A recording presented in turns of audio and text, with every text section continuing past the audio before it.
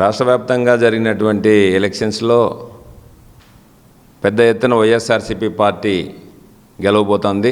మరొక్కసారి జగన్మోహన్ రెడ్డి గారు ముఖ్యమంత్రి కావడం ఖాయంగా ఏ సర్వే చూసినా, ఏ ఇంటికి వెళ్ళినా, ఎవరిని అడిగినా స్పష్టంగా చెప్తున్నారు. మా ముఖ్యమంత్రి గారు జగన్మోహన్ రెడ్డి గారు పేదలకు, పెత్తందారులకు జరిగినటువంటి ఎన్నికలుగా ఈ రాష్ట్ర ఎన్నికలు జరిగాయి. ఆయన చెప్పిన విధంగా కళ్యాణదుర్గం నియోజకవర్గంలో కూడా ప్రజాస్వామ్యవాదులకు ఒక డబ్బు సంచులతో దిగినటువంటి మనిషికి మధ్యలో ఎలక్షన్ జరిగాయి.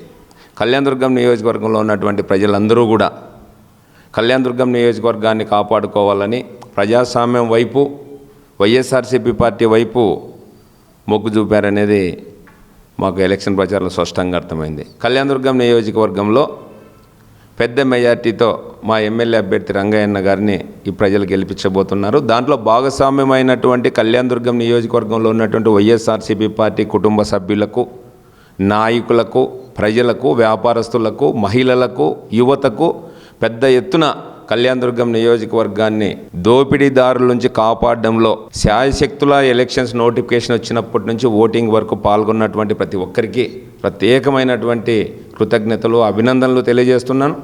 58 నెలల పాటు జగన్మోహన్ రెడ్డి గారు ఇచ్చినటువంటి సంక్షేమాన్ని దృష్టిలో పెట్టుకొని 60 రోజుల పాటు సుదీర్ఘంగా ప్రతి ఒక్కరూ పనిచేసి మరొక్కసారి జగన్మోహన్ రెడ్డి గారిని ముఖ్యమంత్రి చేయడం కోసం పనిచేసినటువంటి కళ్యాణదుర్గం నియోజకవర్గ ప్రజలందరికీ ప్రత్యేకమైనటువంటి నమస్కారాలు, ధన్యవాదాలు తెలియజేస్తున్నాను.